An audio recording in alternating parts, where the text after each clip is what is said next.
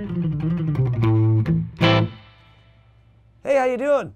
It's Colin Daniel from riffninja.com, here to share a little trade secret I'm sure you'll be really interested in. This is a technique that I studied when I was playing jazz, and I met quite a few good jazz guitar players that use this technique. Don't hit that button. It's not just for jazz players. It's a hand strengthener. It's a finger exercise. And it can strengthen your hand whether you're a rock player, a blues player, a country player. It's an excellent exercise, even if you never end up playing with that technique, to develop it a bit and work on it. I guarantee you it will strengthen your hand. This is a very good trick, if you can call it a trick. It's an exercise. It can be applied anywhere on the fingerboard of the guitar. What I use is a cheater chromatic scale. It's not a pure chromatic scale, but it's 4 fingers all the way across, you know. So if I start on the 5th fret, then, you know, 5th fret's going to be 1st string, 6th fret's going to be 2nd finger, you know, and so on. So 1st finger here, 2nd finger. In relation, as I go up 1 fret higher, each finger takes care of 1 fret. So the 1st finger on the 5th fret, 2nd finger on the 6th, you know, the 3rd finger on the 7th, and the pinky on the 8th. And you just follow through 4 notes for each string.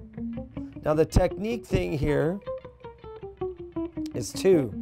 One is, take a look at this hand position.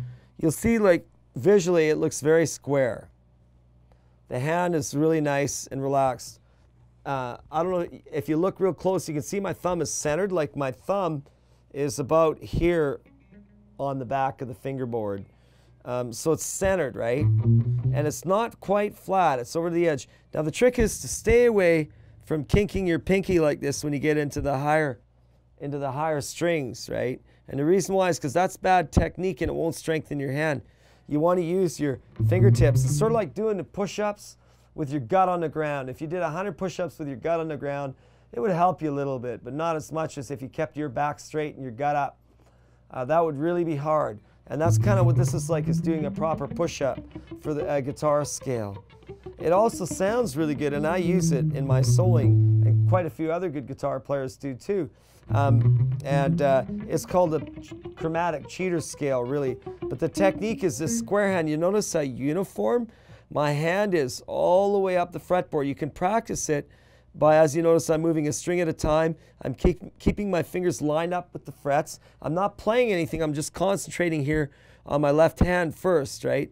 Kind of getting the movement down, you know, and then back, like reverse, like that, right? So cross the string, every time laying your fingers down on where the frets should be, training your fingers, so that helps. And then picking it out, a down-up stroke, all the way through. Like if you start here, down, up, down, up, down, up, down, up, down, up, down, up, down, up, all the way through. You want to alternate, no skipping of the down-up picking. Whatever you're doing, if your last stroke was up, your next one is down. Or if your last one was up, your next one's down. So down, up, down, up, down, up, all the way through your scale. Isn't that sweet? It's a good metal scale.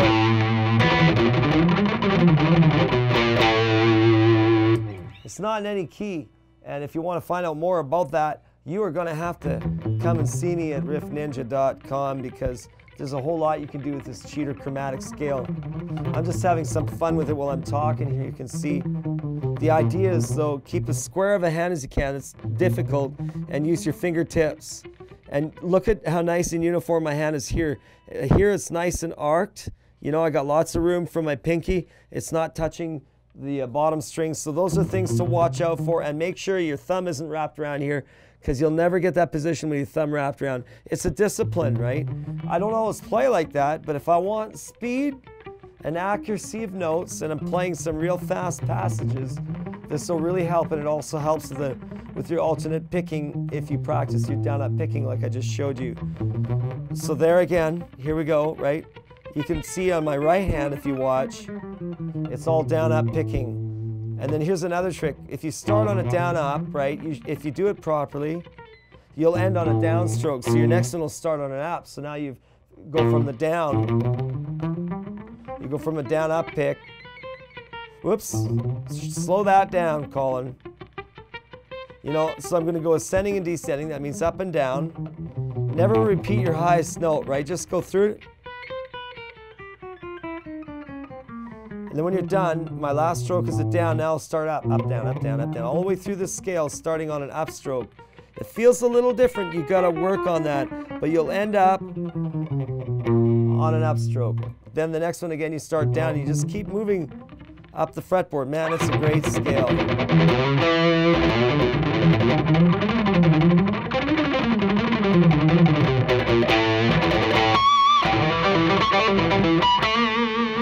Anyways, yes, it does help my fingers warm up. That's what I'm actually doing right now, is warming up my hand. It's not only a good coordination exercise for your right hand and your left hand and your technique on your left hand, but it's a great scale to warm up the muscles and wake them up before you start rehearsing or learning a new song or whatever, just to get your head tuned into what you're doing. It can be moved anywhere on the fretboard and can be applied to many different scales. It's an overlap scale. It's called the passing note scale.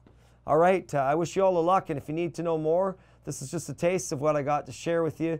Come visit me at the Riff Ninja site. That's riffninja.com. This is Colin Daniel. Over and out for now. Peace. Take care, brothers and sisters, and play on, man. Play on. All right.